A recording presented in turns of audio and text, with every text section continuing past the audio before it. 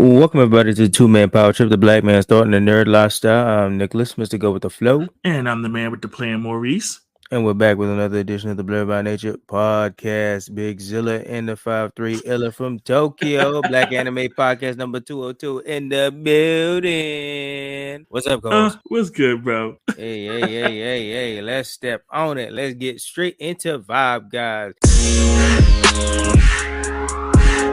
How has your work, regular week, and weekend been, co-host? You know, the week has been generally good. I can't complain too much. Ain't no bullshit with work? No bullshit today.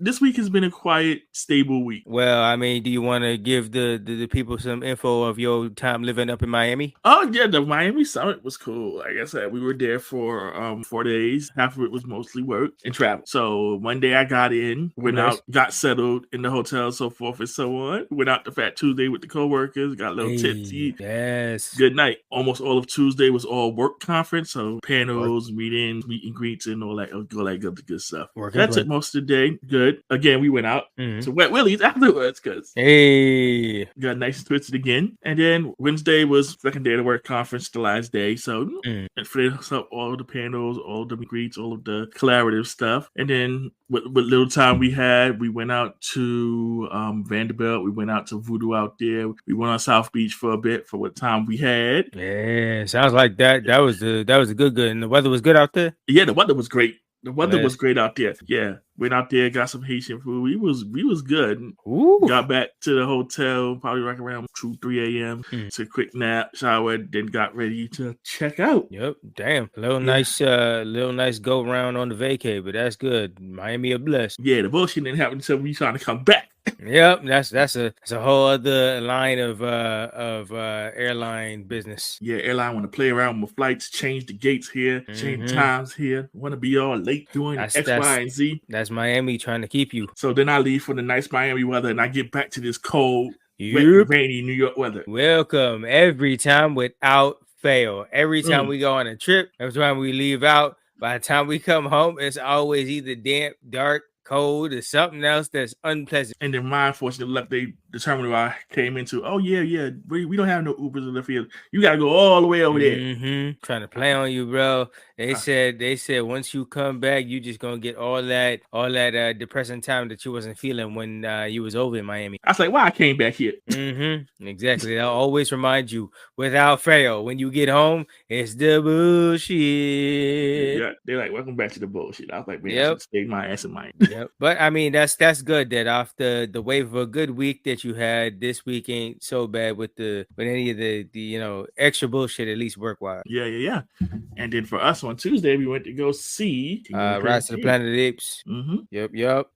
So yeah, the weekend was chill. I went to the Japan parade that was out there. I finally got my hands on one of them that trendy croissant chocolate chip thing that they mix together and shit like that. That was pretty good. The Japan parade, since we've been to Japan now, walking around the Japan parade, I could like legit more see what's like worth it to have around there, what booths actually feel like anything that reminds me. When I walked in there, I saw one of the they had like a portable shrine that reminded me of that small golden shrine that we saw in like the areas that's in the train and stuff like that. They got prayers around and stuff like that. They were selling Wagyu beef skewers, like straight. Oh, facts? Yeah, I was like, oh shit, all right, they got that shit. She was like $27 a skewer, and I was like, yep, that's about right. The same price. Yeah, I was like, yep, that's just about the same fucking price. And the Wagyu beef skewers ain't play no game. But nah, the Japan parade was legit. It was nice out there and seeing the different performances and stuff like that go around. They got like just going throughout like multiple weeks and stuff like that. They got parades and I think big street fairs going around all around and stuff like that. So it was super good. Was chilling with Kenya and seeing the family for a bit before, and then Mother's Day. Mom was all good. She got her good stuff and all the good prep work and stuff like that. This week has just been I guess just mini side stuff that was hooked together and stuff like that. I'm still fixing up certain things, and we went to the movies on Tuesday. today, before we even hopped up on the pod, I went over to Q's place to try out one of his new concoctions. He's working on a mango tres leche cake right now, so I went to go try that. But yeah. So how was it? How you gonna leave us in suspense like that? Oh, it's good. Without a doubt, just know anything that Chef Q makes is good. He's just testing around and messing with stuff. I mean, there's nothing I had from him that's bad. So I'm gonna be extremely biased, whether it comes to mixed drinks or foods, sandwiches, desserts, all around. I've been with him making a shit ton of stuff all the time. It's always good. So that's not really a shock. But he kept me a healthy supply for me and mom's over here to try a couple of slices and stuff like that to see if we want to come back for an extra order and shit like. But he in the booth cooking up some other stuff. Where I went and we was brain trusting, and there's a lot of good ideas coming up. Y'all gotta look out for Chef Q. He coming out with some elite level stuff coming next. So his kitchen. Yeah, just keep it in mind, man. He really got some good concoctions coming up, man. Really good shit. But other than that, the work week has been I've been pumping out nothing too ridiculously crazy as some shit. Like this morning it was chaos at the registration booth, but it was chill after, so it wasn't even nothing too crazy out there. Shit like did grandma come back? Nope. Well, honest to God, ever since I've been at the thing and the booth and I got out the booth, I never know, and I never because there was that whole beef between me and the lady. Like I never got her name, so I don't even know if she's like a regular to come back or anything at all. Oh shit! So I don't know. Like when she was bugging over her $20 copay, like I never got her name or nothing. So I don't know, man. I don't know. That was still wild to me. I was like, wow. Oh, trust me. There was some guy. I was in my office and I was listening to the conversation they had at registration. And like sometimes to sign up for like this, sometimes to sign up for like sliding fees and stuff like that, you got to give your information on how you support yourself and shit like that. Mm-hmm. And he was trying to get the sliding fee for his mother, and the nigga was talking all this kind of shit, talking about he was like, my mom don't work, there's no way she get paid. So there was like, so how does she support herself and stuff like that? The nigga was like, yeah, we both get supported from the government. He was like, so do you get paid anything at all? He was like, yeah, nah, I get paid. America covers me. I don't gotta pay nothing. You just gotta find the secrets in America. And then we was like, oh, word? All right, then what's the secrets? He said, oh no, you gotta find out your own way. All of this is all secret, hush, secret things. How I get my bills paid. I was like, nigga, what? Yeah. Yeah. This was the meanest conversation for a solid 20 minutes that I was just laughing in my office. I was like, this nigga not for real. Like you could put nobody on, bro. Not even. This nigga was just on the whole ass audacity. Nigga don't give her no change, no nothing. He said, nah, we all covered by America, man. America got me. America covers my bills. I was like, huh? All of them? Everything he need? Shit, then we doing it wrong. Apparently he got that, but he don't got enough to put on record for his mom to go see a doctor. Right, wild shit. Shit is crazy. Just to get a $30, yo. Like niggas be extravagant, and we talking about this is like 9 a.m. yo. Niggas be extravagant for no fucking reason. Bro, I'm just thinking about how much them doctors be getting me for it. I'm just like, maybe I am doing something. What? Man, listen. Be like Bernie Mac. Hello, America. The game is real. The game is real. That's all I know. The game is real. The game is fucking real. But nonetheless, let's switch off into off the cuff discussions. And this is a small but specific one that I have this week, and it pertains to a movie I saw on, I think it recently just got put up on Hulu, but like it's an old time movie, not like super old, but like we call it 2003. It's one of those cult classics of Martin Lawrence, but I wanted to put a question out there because we know the genre of anime of isekai be traveling to another world and a fantasy and all this shit. I want to know, is this movie considered in your head an isekai? Is the movie Black Knight an isekai? Now, Black Knight is the 2003 cult classic by Martin Lawrence where he falls into a puddle and ends up into the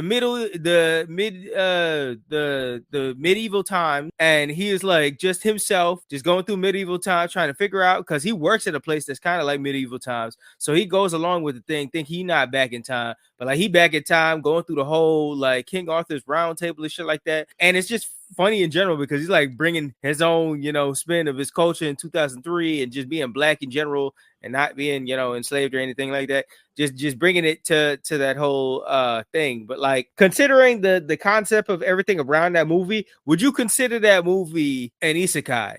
Of course, technically, I guess I would think so. But now the only thing I say that's funny about it, do they consider thing an isekai when it's also implied that it possibly might be a dream? Like if the movie flips in itself. First, the incident happens, and then he gets transported to the whole world, and he has a whole adventure. But then by the end of the movie, they make it feel like he's in a dream. But then the last scene of the movie, he ends up in another puddle, and then he gets sent into the Roman era time. So do you think it's still under the isekai genre if by the end of it you find out it's all a dream? Does it technically have to be you go into another world, but you don't know you're in another world as it's a dream until it's like the very end? Yeah, technically, I guess you could say isekai, saying in isekai, part of that premise is being transported to a different world.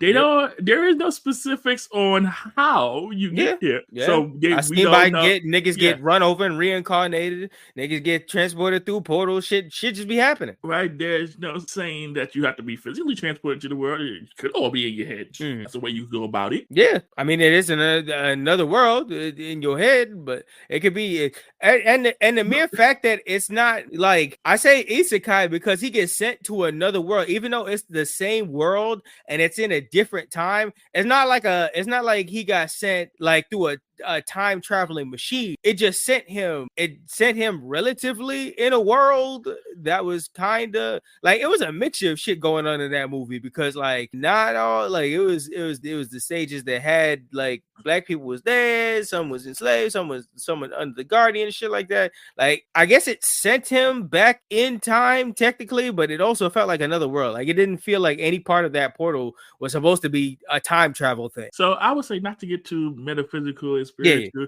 Like I said, who knows? This whole life that we live, we could be somebody's dream. Yeah. So, we could. What's the joke? We in the simulation? Yeah. So this could be the Matrix. Like who's to say? Yeah. Shit. Who's to know if by the end of this all niggas well, how many times have we joked about we be on a TV show for aliens that aliens be calling us ghetto all the time? Oh yeah, we probably number one rated show in outer space. Oh, facts. They be like, oh hell no, we never go in there. But y'all niggas funny as hell. They probably flying by right now. Like, look, yo, that's the ghetto. Did we not learn this in X-Men when she called us the what she said, the Milky Way ghetto? Oh, yo, Big Bird called us the Milky Way ghetto.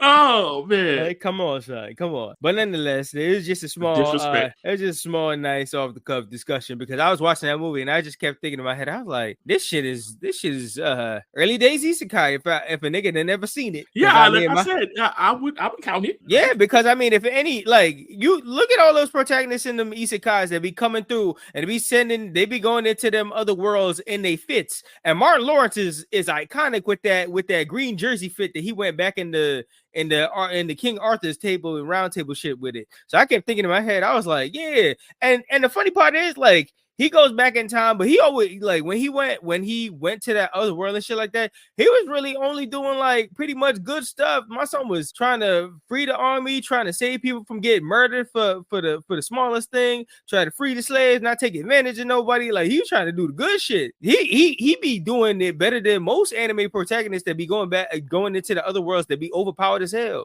and be doing the wrong shit. Yeah, no, you're right about that. Niggas be doing the extra shit. But yeah, it's just a small off the cuff discussion that kind of been on the back burner for a while that I want to bring up.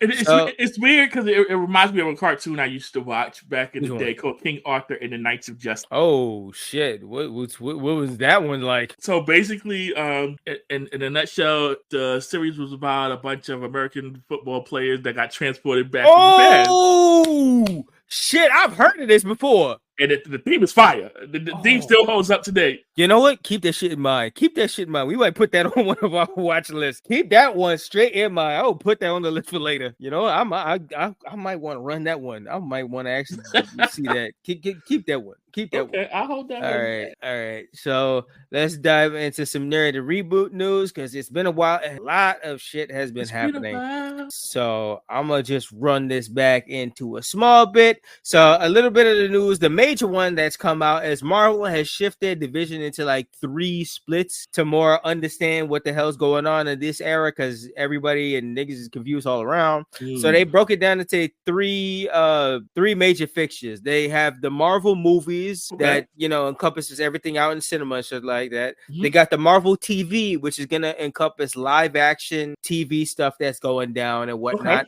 Which under that banner they have like spotlight series where you don't need to be connected to the MCU or nothing like that to actually understand it. And then they have Marvel animation, which encompasses stuff like What If or X-Men 97 or the Spider-Man show that they got coming out, the Friendly Neighborhood and shit like that. And that one you don't need any like free preconceived notion with the MCU and all that shit. It's just stuff that you can watch on the side or it be its own story. So it's helping the division so niggas ain't asking if this is part of the MCU every 5 seconds. Yeah, so they got that working on that level. The only thing I have questions about is like the TV side. Will there be any? So there's just a straight disconnect now. Well, no. The Marvel TV, they have their own. They have like something called a Spotlight series, which you don't need like all the encompasses MCU knowledge to know what's going on to see this series. And then they have their regular TV series that connects to the MCU. But what they're trying to do is they're not trying to keep it as heavily as you need to watch this show in order to keep up with what's going on with the movies. They'll just be like TV series that either can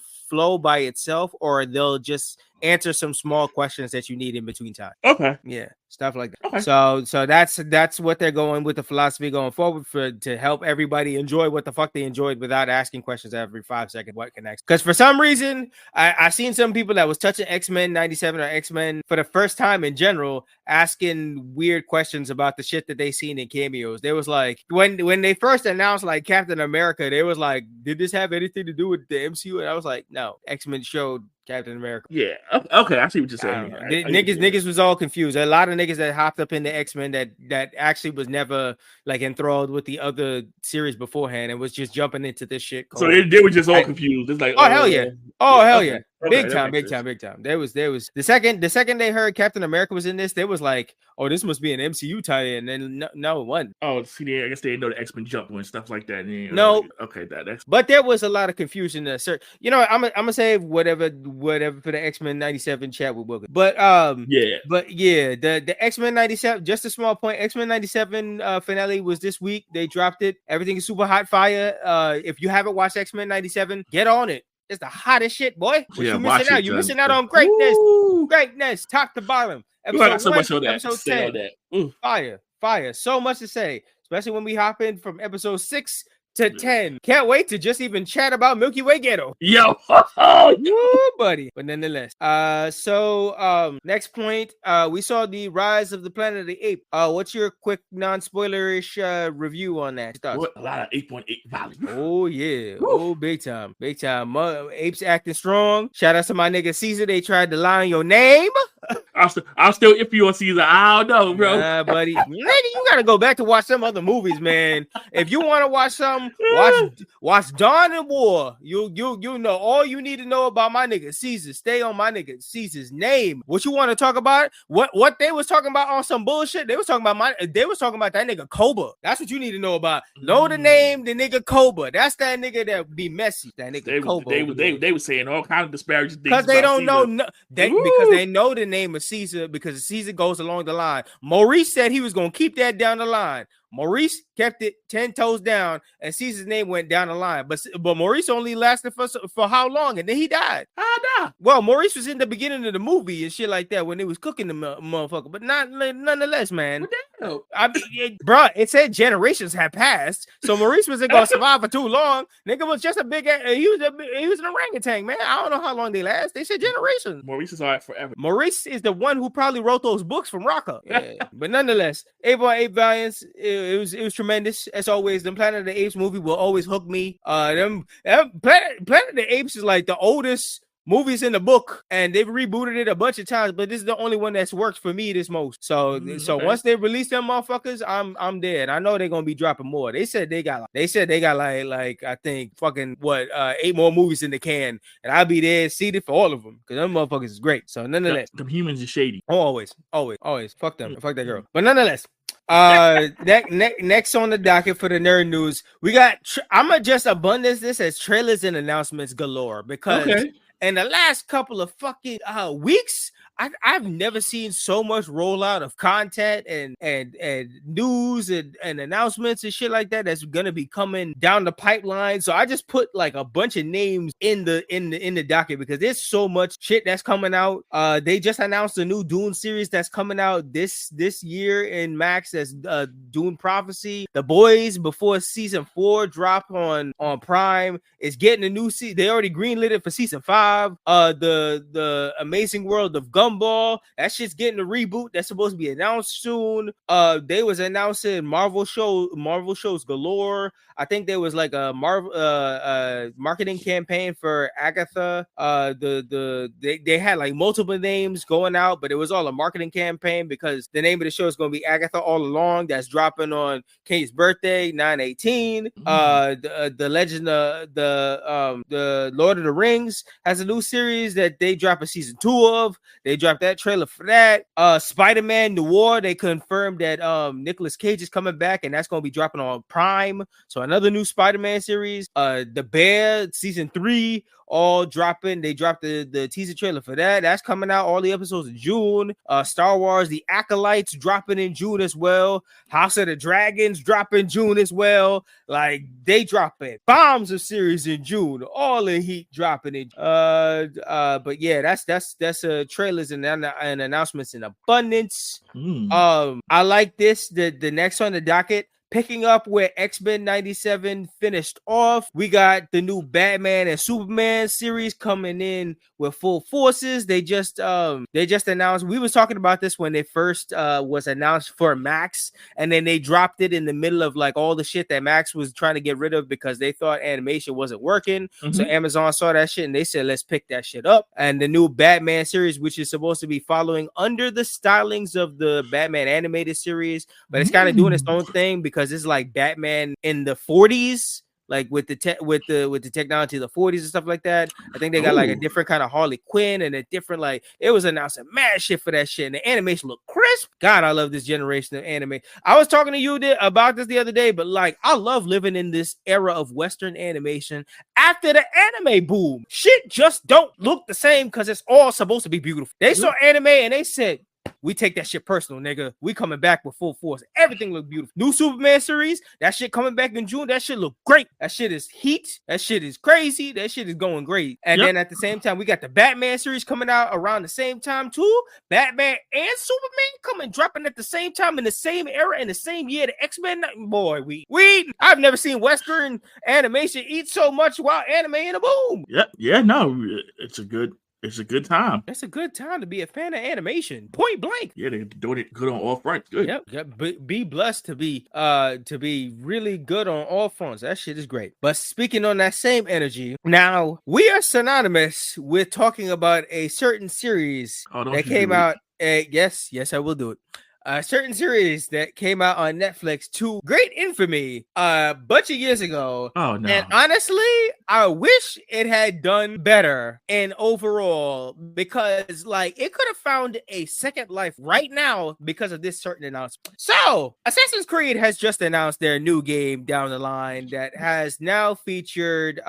They're going into, I guess, feudal Japan era and stuff like that, and the characters are for samurai and ninjas and stuff like that. But we are talking specifically on a certain samurai that was chosen for this series. Now, on that same energy, today they have announced that the series Shogun, that's been a big hit on Hulu, has been greenlit for season 2 and season 3. Now, all of this mixed together for a funny coincidence because in the Assassin's Creed, they have announced that the famous samurai alone that's gone it's picked up various knowledge and history over time. A certain samurai by the name of Yasuke that has been I think he was like a retainer for the for the famous samurai Nobunaga, Oda Nobunaga.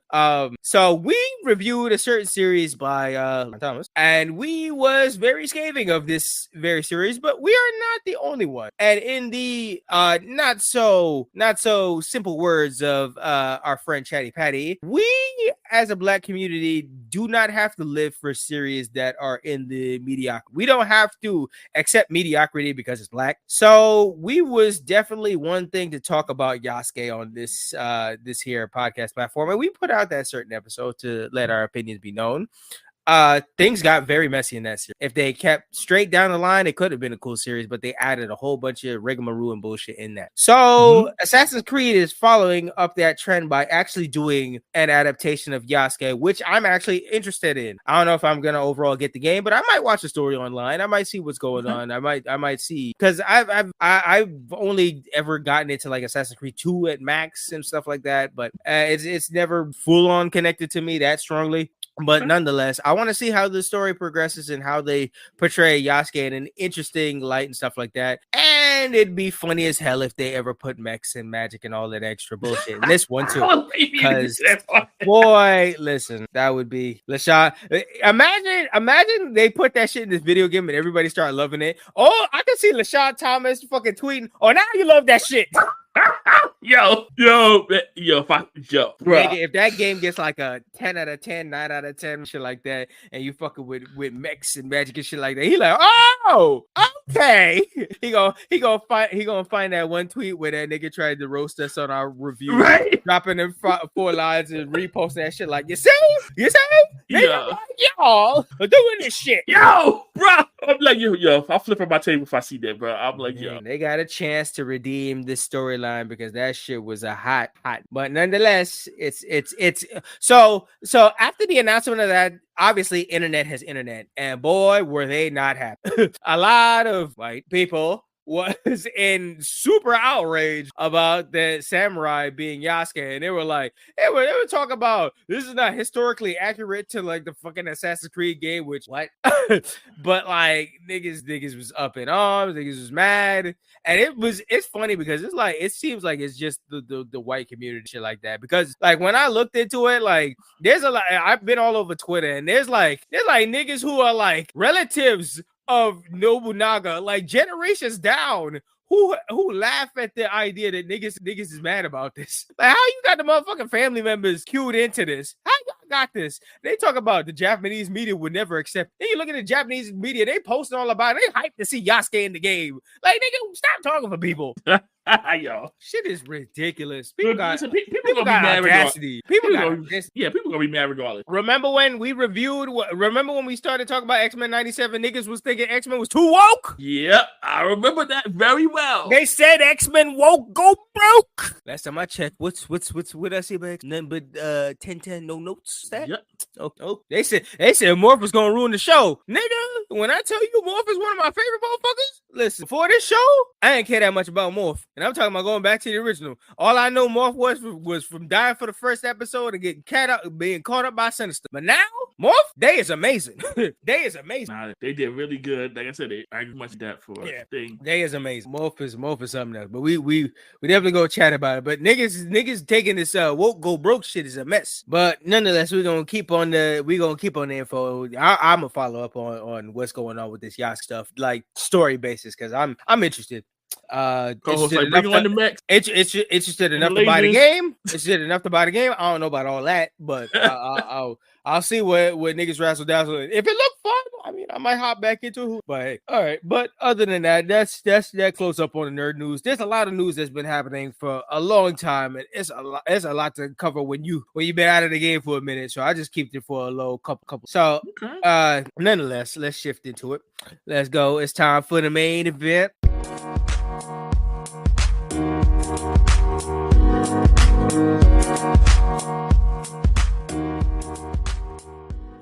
The main event segment of the evening, we're going to be doing Go Loser Rangers, Shot of Kurosake Black Anime Review, with also a little mix it down with BMP Black Morphin Power in this building here. This is, so the merger has been doing something with certain shows that we found out between this Hulu and Disney Plus mix of a lot of shenanigans and stuff. So we're gonna get into this with these fast facts. So fast facts on this real quick. So I'm gonna say this is streaming on Hulu and Disney Plus, but as my co-host told me earlier on in the day, they've been doing some finagling with this Disney Plus bullshit. So when I started taking my notes early on when we talked about this, I took my notes through Hulu and they had the episodes just fine. But I noticed because I've been following up with the show week by week as it drops on Hulu. I noticed one week they took a break and shit went finugly. Like I was typing in the show title on Hulu and that shit disappeared altogether. And I had to look into my like saved watch list to see if they got rid of it on Hulu, and they didn't. But everything was all finagly out there. So I was like, that's interesting. But I never like looked too further into it to know that shit was missing. Now, co-host told me that there was like some episodes that was divided that they have on Disney Plus, but they don't have on Hulu. Like, bro, y'all merged the shit. Y'all supposed to have the same shit. What are y'all doing? Well, the same shit ain't there. Like I said, I looked on Hulu, couldn't find episode 1, had to go on Disney Plus, and episode 1 was right there. I didn't know what was going on. This is why we say mergers don't work. And on that same energy, speaking of that side nerd news and shit like that, they was talking about a collaboration between Max and Peacock and all this other shit. They trying to fuse together, and they trying to fuse together to give you like some monthly cost. Nigga, that is Cable Plus. What are y'all doing? It pretty much is. Y'all, man, listen, they are trying. No, somebody said it right. They said they're trying to fuse and merge cable together, but you want to know the big caveat of merging this shit to put in cable together? It's cable with no residual. Look at that. They finally maximized how not to pay niggas. Yep, exactly with it. Yeah, look at that. But nonetheless, back into these fast facts. So this show dropped on April 7th and ongoing. The studio Yostar Pictures. The manga is currently ongoing. That started from February 2021. It is genre, shonen, and superhero, which is best described as the boys meet Power Rangers. Basic premise is fed up alliance between Sentai and villain is tested as low monsters get tired of losing all the time, and they try to change all that. So we're gonna step into episode 1 called "We Are Justice, the Dragon Keeper." Yeah, right. So we got this episode started, and I'm just like, Yep, we opening in on shots on the city. Yeah, yo, honestly, the whole time watching this, I was just like, what is going on? We start seeing the intro to the Rangers. Yep. We see that tower on top of the city and stuff like that. And in the midst of that shit, we meet the, like you were saying, the Rangers, aka Sentais, and we see the keepers, the dragon keepers as full. Yeah. And so we got to the red keeper, the pink keeper, and the green keeper, the yellow keeper, and the blue keeper. And the blue keeper. Yep. The divine dragon rangers, aka the first question, where's black keeper? No, we do it this no. You know what it is. You know what happens. Just like if we going on Zeo lore, sometimes you got a green instead of a black. Green and black be interchangeable. But then I see the bad guys and I'm like, Yeah, the nefarious monster army. Yeah, and I'm like, oh, this is what we doing. Okay. I mean, them niggas is pretty much a buddy. Yeah, right? And so then we got announcers on TV talking about, the monster attacking, blah, blah, blah, blah, blah. And then we see they've the been going back and forth for like 13 years, they said. Right? And then we see the red keeper talking about, yeah, I'm here. And he out here signing autographs. And I'm like, bro. He trying to pop it for the kids, man. He out here taking photo ops. And they show random people watching them on TV like, he taking photo ops like one PPP rare, we know. Right, for real. News reporters showing all that good stuff, all that good typical hero stuff. Yep. So in the middle of that shit, we see like 2 people giving a tour on the big Keeper Mall that they got, because the motherfuckers is branded everywhere. This shit is Keeper World. Go say we'll be proud. Man, listen, if Gosei was around today, niggas said market. That's what I like to see. But they are part of the Ranger Force. One of them one of them niggas is trying to pressure new people out here to join like it's the army. They said, what you want to do with your life? They reminded me of that commercial that came out with that black guy. It would always play if you was ever like home from school or something like that. The nigga would be like, what you doing with your life? Why you on the couch? Get your ass up. Oh, I remember those. I always belittle you. You're like, nigga, I'm sick. What you doing with your life? Nothing. Get up off your ass. Right? I'm like, I just got old. That nigga giving me that same energy. What you doing with your life? You want to be a ranger? Or you want to fuck around and go do some shit. Nah, nigga, come back. Right, so like I said, they got their recruitment efforts in full swing. Yeah, they dead ass like the army. Like, oh, good, over here.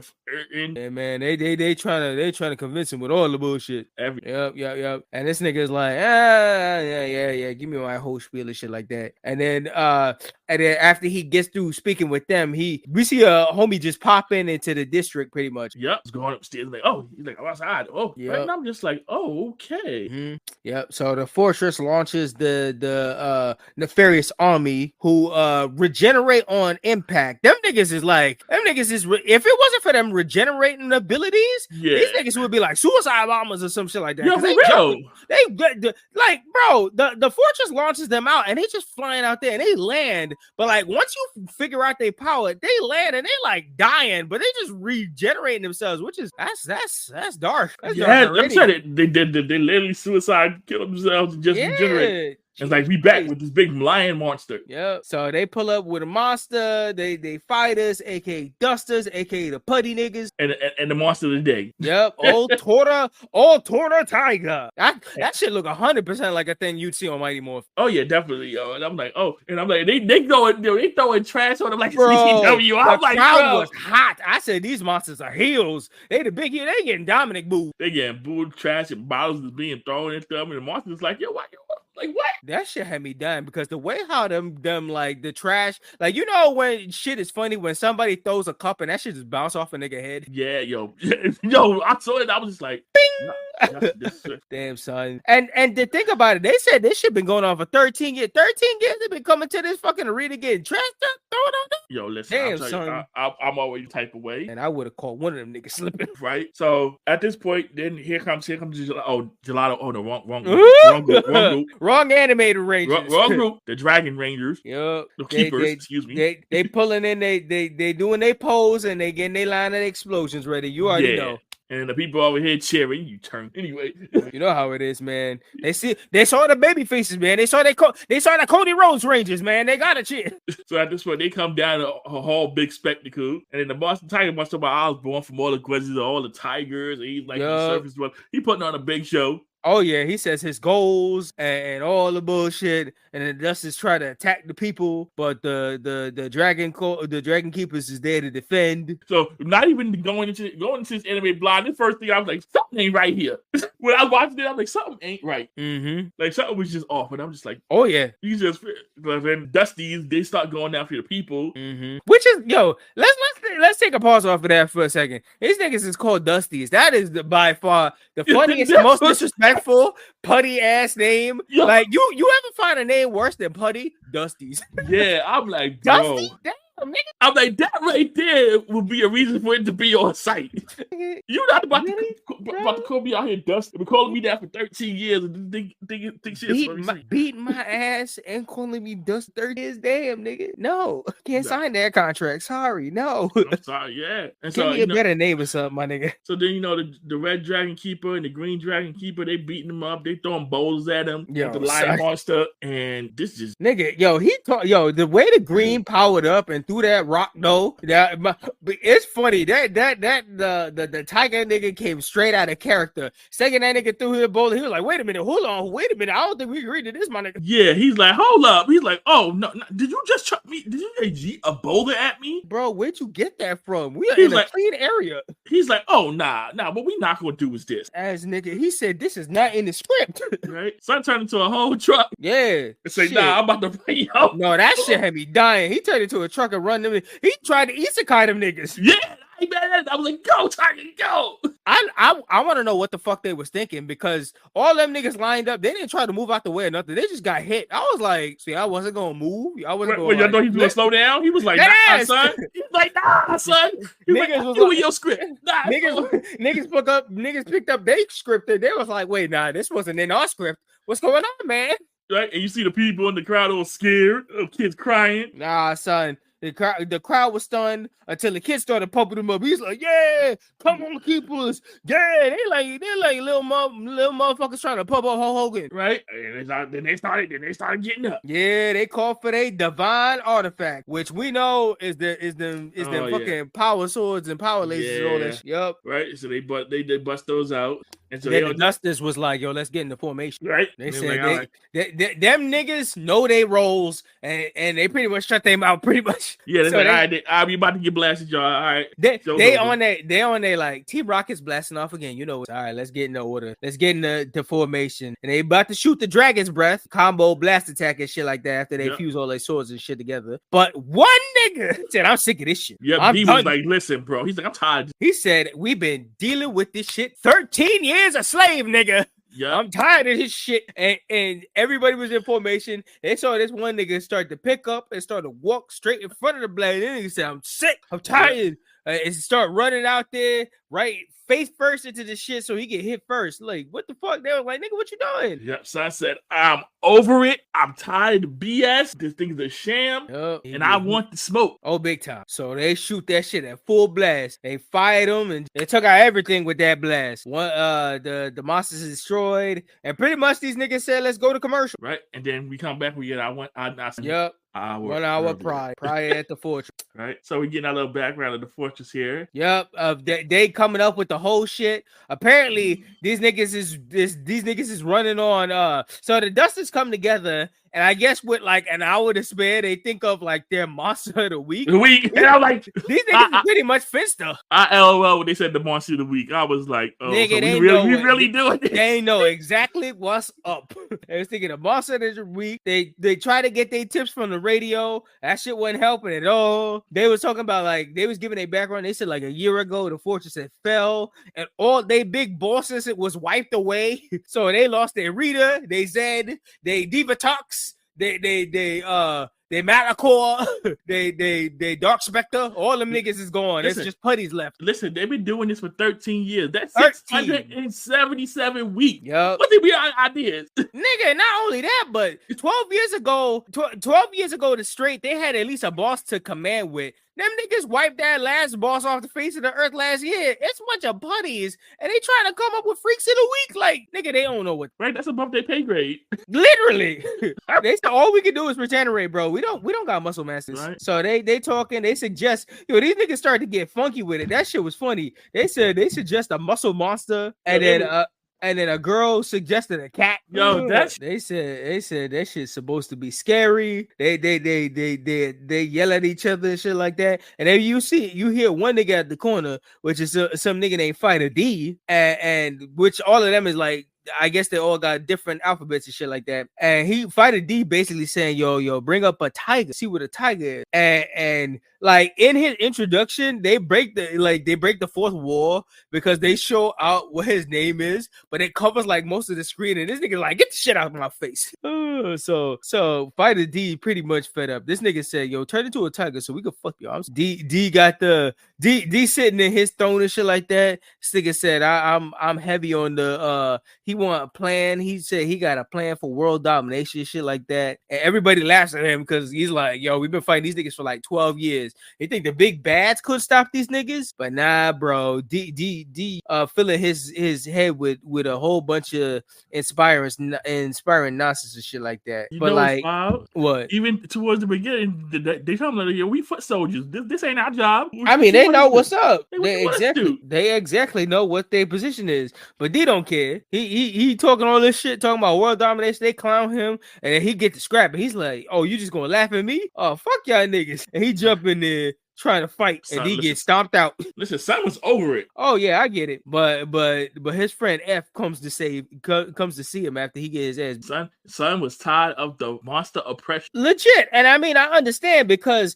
this nigga said they racked up about 1,000 fights against the keepers, and these niggas is like at 998, and they finna it's 998 for the keepers and 0 for the regular people so far. Pretty much, he's like, bro, tired. 13 years, nigga, I would be tired. All that shit. 13 years. Every Sunday. Like clockwork. Right? Niggas threw a whole stadium. My nigga, they don't got football. They don't got sports. They got keepers whipping ass. Listen, that's longer than Kofi Kingston took to get the WWE championship. Yeah, man. And it's probably a trouble in paradise as well.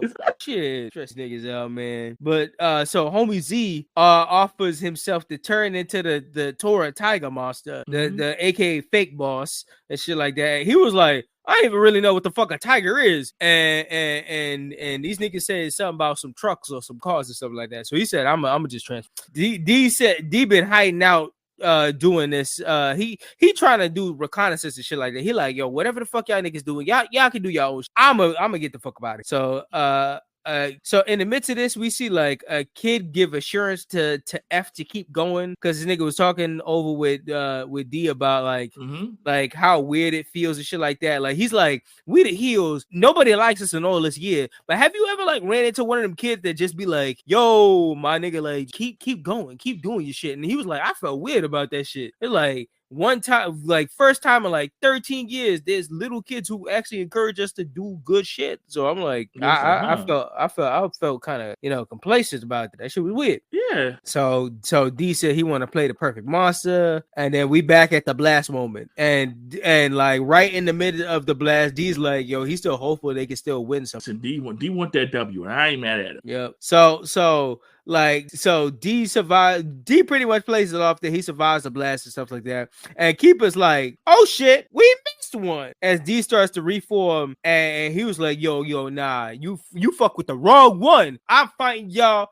And he called out the biggest and baddest. He said, bring me Red. I'm gonna go 1-on-1. I'm gonna kick your ass. Yeah, he's like, come on, Red, let's go. I want the smoke. I want all the smoke. Nigga, in D's head, that like he turned his arm into like one of them blades and shit like that, and he came running full speed. He was like, he do it. I got this. He ran full speed at that nigga. He said, he think he Goku, ready to fight Vegeta, shit like that. He like, for my people, and he about to slide this nigga. Then all you know is that shit was in his head because this nigga running like he just had a pound of cake.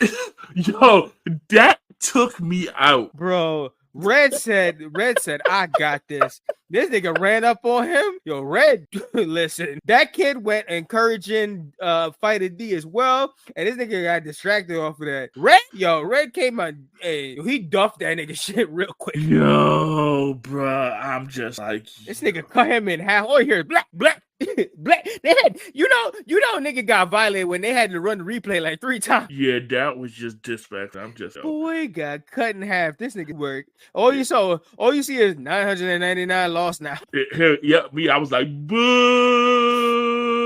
The disrespect. I was like, you suck. So right after that, we see D reforms himself, but not just as himself. He was the Taurus talking to the people from earlier. So he runs into the girl recruiter, and she asked him, she don't know that's him, but she asked him about the show and if he's interested in joining the force. And he like, yeah, I want to join the force, but secretly to himself, he's like, yeah, I'm gonna join the force to take him down from the inside. And that is the end of episode 1. Yes, it is. And the credits basically is the animation breakdown this time. And I like the post show that they do where it's like they do a puppet breakdown with Fighter D and the Taurus girl Kiri and shit like that. And they just kind of explain the shit. But I just like the puppet breakdown and shit like that. That shit just funny. So what's your final impressions of episode 1? Well, honestly, I didn't know how to feel. It's okay. I know you're supposed to be bad guys. You're supposed to be good guys, but something feel off. It don't feel that way. I don't know why I'm more sympathetic to the bad guys right now than you.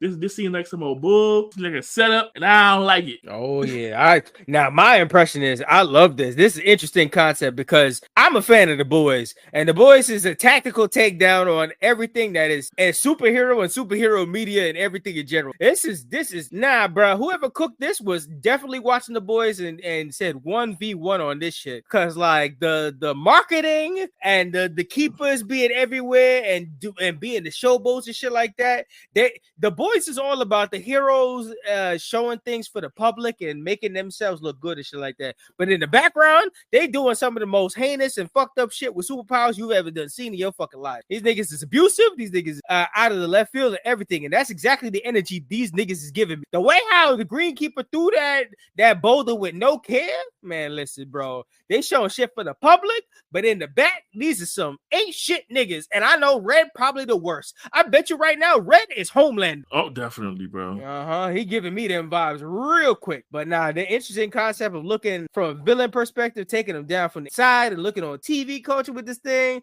I'm definitely interested to see what the hell's going on. Especially the mere fact that this nigga can't fight. So I want want to see how he wants to take him down for the inside. That nigga one bladed him. So I don't know how the fuck you got a possibility of taking him. Even if you get in the inside, bro, I don't know. You gotta have something to handle this. You gonna find yourself getting bopped a lot, bro. So good luck with all that. But I am completely on board with this shit. This shit is shaky as hell. The good guys looking like bad guys, and the bad guys looking like sympathetic shit. I'm here for it. That's a nice concept that we don't tackle a lot, especially in Ranger culture. Yeah, that part I was with. It's like, I was like, how am I supposed to cheer for you guys? You colorful phonies, yo. I mean, we're in the perfect position to see it because we're seeing it from full. We're not the crowd. We're not the niggas in the stage who's seeing it from one angle. We get to go in the back with the fighters and know that these niggas is funny, coming up with like freak of the week, trying to come up with this concept and shit like that. Like, I mean, shit, we get to enjoy it. Hell, I mean, the few times we saw Rita and her henchmen and shit like that, when them niggas was funny, we was enjoying them. Yep. So just get a full length on this. While at the flip side, think of it like this: the concept of we're following all the villain niggas and shit like that, and we seeing they day to day. But when it comes to the keepers, we only see them when they perform. We don't see what happens when they're in the background. Exactly, like we in the Ranger culture, we get to see these niggas when they're in high school and doing good shit and doing good deeds, and then they become Power Rangers and do shit. We only see these keepers from the stage. We don't know if they're the worst niggas in the world behind the stage. You're right. That's why I'm wondering. That's why I'm wondering. I'm like, that's why I'm interested. That's why I'm hooked. They was cooking. They said get ready for this, and I was here for day one. So let's go into episode 2 called Go Fighter D. Fighter Go. Yep. So this episode kicks off. It tells the backstory of what happened between the fighters and the keepers to get us into this point. Yeah, because I was wondering that myself, and I was Yep. They were showing the monsters and how they got bopped and how they got left alone pretty much as the aliens came down and shit like that. It's a whole bunch of mess, but they got into agreement and shit like that, and pretty much contract was made that these niggas was going pretty much be in formation because these fighting niggas had no other options. They had no other options to do anything. They had to just be in agreement. It was like, we could either kill you or we could just keep the charade going and keep the money flowing. We're not going to pay y'all, but what we could do is we could just make sure y'all could survive. Then we'll beat you up, but we won't kill you. So, enjoy that. And which already sounds like a fucked up concept. Yeah, that's my thing. I was like, if they can regenerate, can you actually kill them? Apparently. I mean, we'll step into that concept here. So, so we're at the force training facility where low levels is pushing folk and stuff like that. We in the training facility, and when you a bigger cadet than the newbies and shit like that, you all got a bunch of So D trying to get revenge on the keepers for the death of their boss. Obviously, it's basically like what a putty would do if Rita got killed. So the opening is dope. I like the visual and the song bumps. Yeah, it does. And so at this point, after we get through the intro and stuff and the whole explaining the thing, we see the cadets training. Yep. And we see Fighter D in disguise. Yep. You got to keep that shit on, right? And I'm like, okay, all right. They said that as you were saying, we get the theme. That puppet thing is so accurate. Yep. I'm telling you, man, the concepts and what they doing is really good, man. And you see it was crazy. You see when Dusty, I'm assuming is D running from each color of the Ranger. Mm-hmm. And I'm like, yeah. Honestly, they said this show is only running for I think 12 episodes, but man, I was like, if like the way how this shit feels like it's gonna be going, it feels like this shit would definitely need like another season or something like that, because the way how these niggas need to do this shit going forward, like I don't see this nigga handling all this business in like 1 12 episode thing. I don't see how either, bro. Unless he do something extraordinary. I don't know how you gonna take him down from the inside. And man, this got multiple seasons written all over it. I mean, shit, the niggas still doing this shit in The Boys. Like, I don't know. And then they got a whole facility full of these niggas that they pump out like an army reserve. Like, you telling me it's more than the official Yo, this is SPD. I knew you was gonna say that. This is SPD, my nigga. Tell me this ain't. Yo, hold on. Tell me this ain't the ops. Tell me this ain't the ops. Tell me. Wait a minute. Tell me the keepers isn't squad A. Oh, you had to go there. Oh, tell me the keepers isn't squad A. I know why you felt weird about it, because that's me. I finally figured it out. The fucking the merch everywhere, the concept, the policing, everything. Oh, I see it now. This shit is the ops. This shit is Dragon Keeper 12. Oh, no, you didn't call it Dragon Keeper 12. Dragon Keeper 12. Name of the episode, Dragon Keeper 12. Nah, bro. Oh, man. Dragon Keeper Emergency. No, you're not. Oh no! And the concept that some of the people they be capturing is under vilified thing, just like the police vilify. Oh, I see how they cook it. Oh my God. I see it now. Oh, my eyes is open. Now they call Dragon Keeper 12 now. Oh man. Oh, I'm more woke. I'm more woke. Shout outs to Chris. I'm more woke. Oh man, how did we even get here? Oh, it's great. Hold on, let me run back to my notes. Now you put this shit on me, man. Y'all, you open my eye, brother. Oh, ooh, Dragon Keeper 12. Nah, this shit keeping on now. I see how it is. It's the academy. They running it like an army and shit like that. They got them running track and shit like that. I'm waiting to see they doggy Kruger. Oh, here we go. Yeah, keep going, man. Talking about what? Yeah. So going into the episode, so D running around looking for the main team in disguise and shit like that, and he runs into the girl. The one at reception. Hold on. I have both their names down. The two recruits, and they too happy. Yeah, they was even from the recruit days. They was yeah. Everything about this place gives me weird vibes. So it's Suki Rama and Suki Kiri. So Rama and Kiri. So the girl is Kiri. But yeah, Rama the guy, he's weird as hell. He is too happy to do this shit. He's like, oh yeah, I'm excited that you decided to join this shit and all this stuff. I'm like, bro, fuck off. I guess that's good for a recruiter, but they first names is Hibiki and Yumeko and shit like that. That's the first names to them. But yeah, they too happy go lucky and shit like that. Hibiki is too fucking touchy. He's touching D all around and shit like that. Like, hey, yo, bro, like, back up. And Yumeko is staring a lot. She giving you that long stare that she's like, oh yeah, I know something up with. I'm like, ugh. She giving me that weird vibe and shit like that. She's like, I know you. Yeah, you better keep that shit to yourself, bitch. Right. But nonetheless, but I know who you are.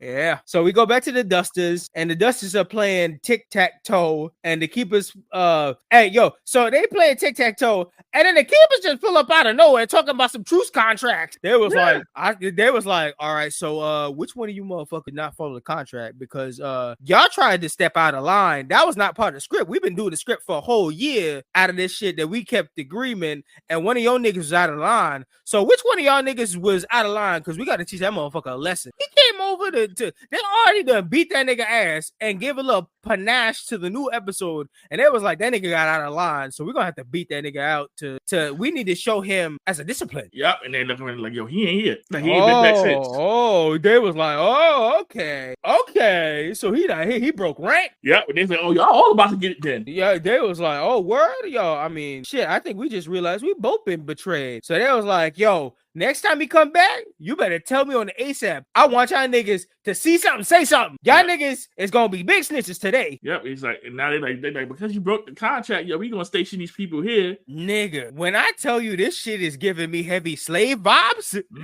not only are they saying, oh, so one got out of line, we're gonna have to beat his ass to enforce this shit. And now that y'all got out of line just a little bit, we're gonna leave these officers the station here so y'all niggas never get out of line again. And they're like, what kind of piece is that? What the fuck? We can't leave. We can't breathe. Y'all barely give us scraps. Yeah, and not only so we gonna leave these two here along with all they men. I'm like, oh, word. What we doing? Shit. Y'all get out of line, these niggas gonna murder you. And if y'all get too much for they to handle, we gonna come back and we gonna double stomp you. Yep. And one of them, I think was G. He was like, no, was it G? It was C. The one that talked up for himself. Yeah. And Blue didn't like that. Yeah. C was like, this is bullshit. Blue said, word, bam, and took that nigga whole head off. Yep. Nigga, if you wasn't afraid of these keepers, yo, Keeper 12, they wildin'. Yeah, man, they did him dirty out. Yup. And then Red talk about, we talk about it's just the natural order thing. Y'all weak, so y'all stay under our boot. I'm like, oh, okay. Oh, you know what it is. They call them. They talk about some white supremacy, Power Ranger supremacy. Like this shit getting out of this shit 2 episodes in, and niggas getting out of hand. Yeah, they need to be dealt with. They said listening to the strong and not to break ranks and break shit. And then they started breaking shit in their place. Like, yeah, that's what I'm like, you busting up my place too. I'm like, oh nah. Y'all done took out a nigga's head. Y'all done stationed niggas. Y'all put the fear of God in niggas' house. And then y'all gonna start busting up my house? And y'all talking about giving me scraps? Y'all niggas wildin'. What killed me was like, he was like, my your traitors killed mercilessly, like we killed your bosses. I was like, oh. Listen, if you didn't hate these motherfuckers by this episode already, I don't know, bro. I don't know. You were op. The only person who was feeling this was police force. SPD was cheering. Yeah. SPD was like, hey, talk to these niggas. Yeah. Police force was like, oh yeah. And then you hear after about, oh, we'll never go against you again, blah blah blah. Crazy. Put the fear into the dusters, and then in the midst of that, we switched to Fighter D in disguise, and that nigga out here chowing down. Yep. That's what we're talking about. They could live in shame, and like, yeah, we'll continue to live in shame. And I'm like, the contrast and the flip to the scene of the dusters getting scraps and getting their house tore up to like Fighter D in the ranks and eat like the most heavenly meals and shit like that. Like you think of this in an abundance. The Ranger, the Keeper, like Ranger Factory and shit like that, they got all this good food that they house into themselves. And even like on a low-key contract, these niggas could just stop by and give these niggas some more food. But they specifically keep giving the dusters scraps to keep them down. Nigga, that is some slave mentality shit. Mm-hmm. I feel a type of way about these Dragon Keepers. Oh, and they're the Dragon Keepers are definitely a mark for like America. They're representations for America, because when D was chowing down, they was explaining that the Keepers are spread all across the world to help with local issues and shit like that. Mm-hmm. You're like, oh, now that sounds very familiar. Yep. They spread across for local issues. Is it local issues or it's to enforce something? Mm-hmm. And I see y'all 12. It's like, what y'all really up to? I see y'all keep it 12. I see 12. Keep it 12. So they said they was talking about, so fans was coming up to try and take pictures and shit like that. And they was talking about, there's some theories on YouTube where they say that all y'all is just an act, like y'all playing around, like y'all fight and y'all in cahoots together and shit like that. And this is when you know that people don't know what the fuck is going on. The government tell y'all one thing, but the people are unknowledgeable. That's why they're happy inside. Mm-hmm. Ignorance is bliss to these motherfuckers. Yep. So we got kids coming up and they want to take a picture with the Ranger Force and stuff like that. Rangers get the praise while fighters while fighters get the scraps. So D sees the photo. And then he studies into the photo and he's like, I can use this. And he stares into like the Hibiki photo specifically, and he wants to test out if he can transform in that shit. And he don't give a fuck about the kids seeing him at the same time. That nigga transforms into Hibiki like midway while the kid is horrified and looking at him. And he's like, Mom, and he like, I don't give a fuck about what kids say. He's like, I don't give you a Ranger. Get out of here. Yeah. So Hibiki in the midst of this, like he explaining that he gotta go, he busy and working out some other shit. So in the midst of this shit, like D starts to hatch his plan. He's like, yo, I'm gonna hide in the Red Squad garrison, and I'm a hide out, and then when they least expect it, I'm gonna stab up that nigga low key. Mm-hmm. So you see D change it to Hibiki, and he hides into the Ranger Squad garrison. And then he hides a knife as well. He on his worst behavior, trying to shank some nigga. Yeah, I don't blame him at this point. Yep. So they get inside. D wants to see Red keep his face, because he don't know what the nigga look like. So he don't want to go around stabbing niggas, and he don't know what they look like. So Hibiki is also known as a colorless, who is one of those people that's like in training and stuff like that, but they never got put to a specific squad of what they're gonna be one day, because all the trainees get divided up to like they're training under maybe like the green squad to one day be a green ranger or a red ranger or a pink. Like everybody have their side. So he's known as a colorless because he's not up to the level to get ready to be like a person, but he's training under like the red garrison. So hopefully he's in hope to get like red ranger or something. So some guy shows up and saying that he's a red keeper and shit like that, and he looks like a clown. He look like like what you get as if the Joker was an anime form of shit. Exactly. I was like, who is this? Who is this bargain like that ass? He looked like Jared Leto Joker for some fucking reason. So his name is it shows up. His name is Shun Tokita.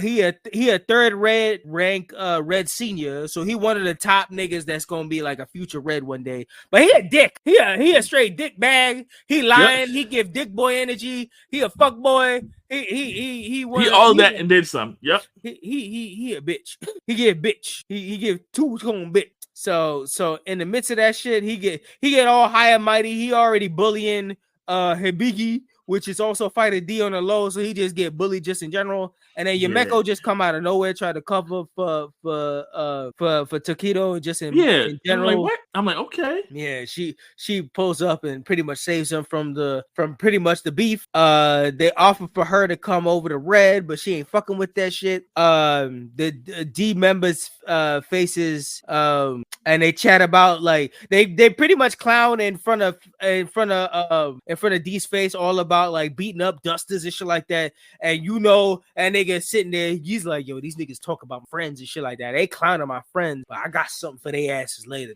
Just you wait. Yeah, he's like, ooh, and then he see this poster, bro. Mm-hmm. Ooh.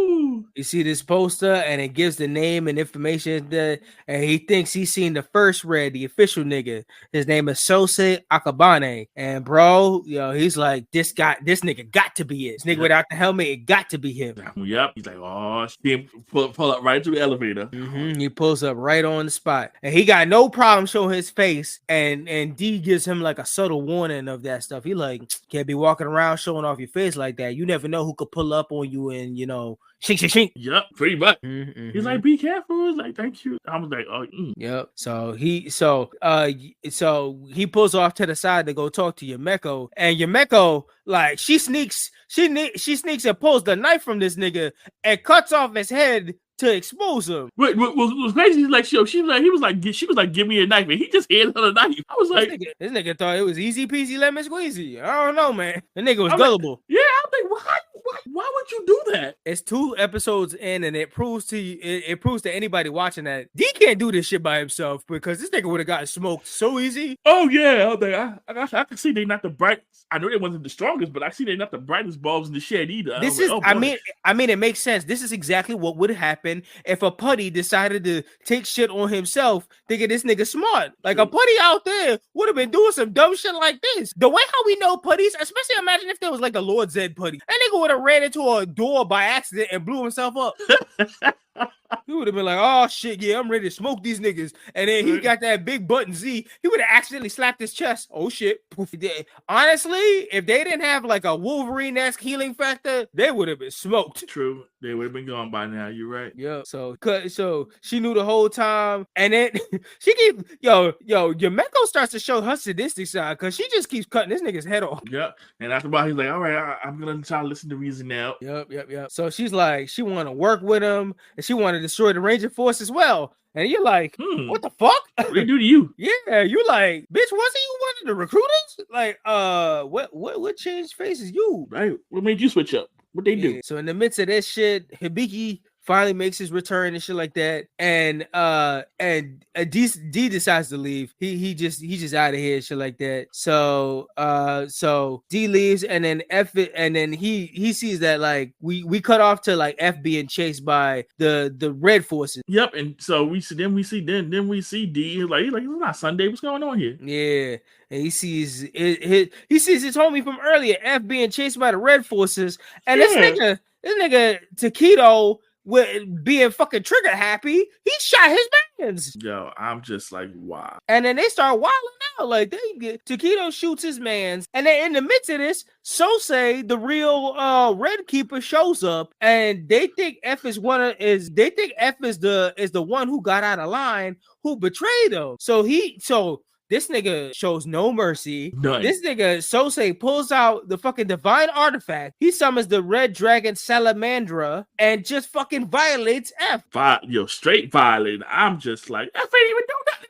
F got violated so bad that he had a final speech before he gets hit with the ultimate technique. Yeah, then we see Sonny hand flopping. I'm like, yo. Yeah, F gets totally annihilated. So this is the way how they take. So apparently they can regenerate until you pull out a divine artifact on their ass. I guess so. And I'm dang. That shit was cruel. Them motherfuckers jumped the hell out of that motherfucker. And I thought they was just gonna beat his ass and then keep him in line, but they completely murdered that motherfucker. Yeah, nah, they murked him, and I'm just like, yep. And that just put a different energy on that shit. And then right after that, the ending plays, and I love the ending. The ending is soup, yo. That shit follows up. That shit is super catchy, and the dance reminds me of it's a callback to every like Sentai they like to do. They like to do their little dances at the end of the shit, and then it also reminded me of Peacemaker's opening and shit like that. Like, it was real nice. I like the whole dance, and I like the whole animation style. That shit was like 3D CG and shit like that, but in like a nice kind of way and shit. Yeah, but when F was last talking about, he's like, yeah, all this guy, but I feel good today. I was like, oh man, yeah, man, that nice speech, yo. That's a nigga going out in an epic way and shit like that. That shit was all dope. So that was on terms. Facts. Well, on terms, but he was definitely trying to be a hero, but he got smoked in some fucked up shit. That shit was messed up. But yeah, so the ending, big vibes, big respect on that. And then they did that post puppet show with Fighter D and Hibiki, and they was doing something funny about singing and shit like that. But nonetheless, that closes up episode 2. So what's your final impressions on episode 2 in this series so far, and would you continue? First impression, the Dragon Keepers ain't shit. Yep, 12 SPD. We have to go that far, but but nah, this is something I would definitely continue on at this point, because now I gotta see what happens. Will the Dusties get their revenge? Does the plot work? Freaky ass nigga, you a Dragon Keeper god? Man, listen, man. 12.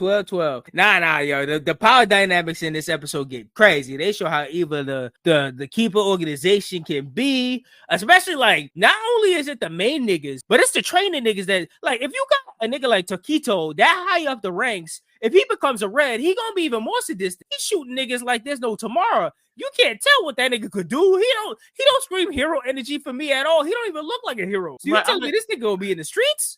Come on now. Is trying to figure out how many people was in on it. In on what? In on this the BS. This whole fake thing. Like, how the cadets know? The only niggas who's in on the BS is the organization. I'm pretty sure once you become one of the niggas in the line, you part of the organization and you head up, you know something. But other than that, like the people don't know shit. That's for sure. Yeah, they're definitely covering that up. But nah, how controlling this agreement is on one over the other, and makes you understand why this is happening. I'm definitely to this story, and I would be continuing on the hook because this is a perfect kind of revenge story, and I'm all here for this. Yeah, I need to see how this turns out. Fuck yeah. They need to I need to see some sick comeuppance on these motherfuckers. All these niggas is assholes. Justice for F. Yeah, big time. Y'all already give me somebody to root over to because F didn't deserve that.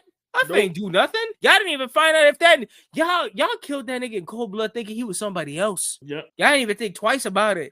Tokito was already shooting this nigga while he was running. First of all, you already that's already fucked up. That nigga back turned and he running away from y'all and y'all jumping. Y'all already proved that y'all a bunch of bitches. And then on top of that, nigga pulled up and he know he could have. He just smacked that other nigga the other day with his own hand. He cut him in half. So you telling me you gonna pull out the whole divine artifact that you know could officially kill these motherfuckers, and you have no mercy and just slaughter that motherfucker? All right, not knowing nothing. This a bitch. Absolutely giving bitch ass for sure. Real. But yeah, definitely will continue. So we closing the book and the chapter on Go Loser Ranger episode 1 and 2 of Hulu. We definitely recommend Hulu and Plus.